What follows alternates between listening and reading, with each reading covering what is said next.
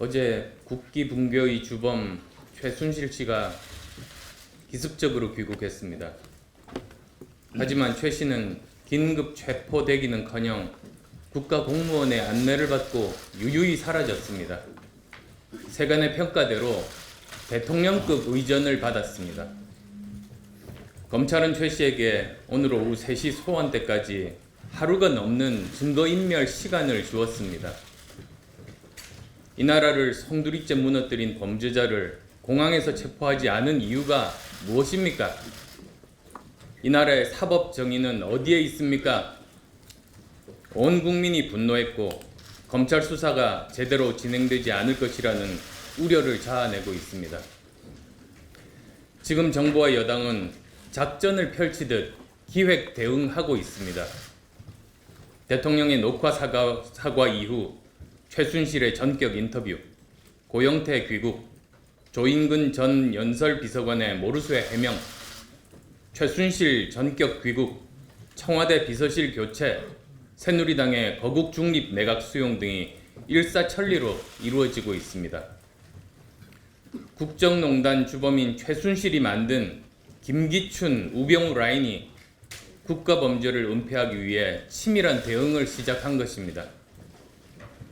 석고대죄는커녕 국민들을 향해 조직적 공작을 하고 있다는 느낌마저 듭니다.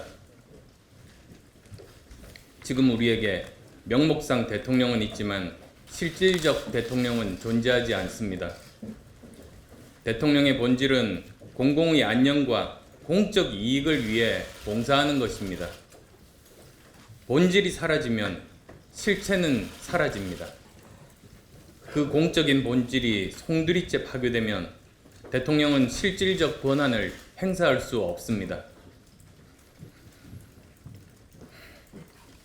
사적인 집단이 대한민국의 공적 시스템을 무너뜨렸습니다. 국민들의 공적 신뢰를 무참하게 짓밟았습니다. 국민들이 분노하고 있는 가장 큰 이유입니다. 외신들까지도 최순실이 조정하고 대통령이 아바타였다고 조롱하고 있습니다. 최순실, 박근혜 정권이라는 말도 등장했습니다. 대한민국 국민 노릇하기가 부끄럽다는 한탄이 절로 나옵니다. 이번 사건은 대한민국 국민이라는 사실을 부끄럽게 만든 국민 모욕 사건이자 국민의 세금을 아무 권한이 없는 비선이 임의로 농단한 국가 횡령 사건입니다. 미움을 넘어 믿음이 파괴됐습니다. 도대체 이게 나라냐는 말이 일상화되고 있습니다. 그런데도 박근혜 정부는 아직도 정신을 못 차리고 있습니다. 추상 같은 국민들의 요구를 기획 대응으로 기만하고 있습니다. 위기는 모면하려 할수록 더욱 커지게 마련입니다. 위기를 극복하려면 근본적인 해결책을 내놓아야 합니다. 이번 국정 붕괴 사건, 헌법 파괴 사건을 해결하는 첫걸음은 진상 규명입니다.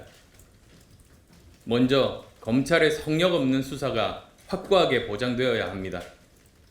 그러기 위해선 박 대통령이 스스로 수사에 적극 협조하고 진실을 밝히겠다는 의지를 표명해야 합니다. 청와대 압수수색에도 적극 협조해야 합니다. 이것이 보장되지 않는 한 그 어떤 말도 그 어떤 해결책도 모략적 수사에 불과할 것입니다. 둘째로 박근혜 대통령은 즉각 황교안 총리를 해임해야 합니다.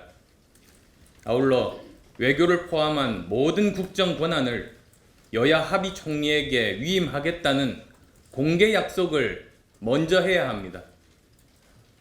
지금 청와대 비서진 인선을 서두르는 것은 총리에게 모든 권한을 위임할 생각은 없다는 것을 뜻하는 것은 아닌지 심히 우려됩니다.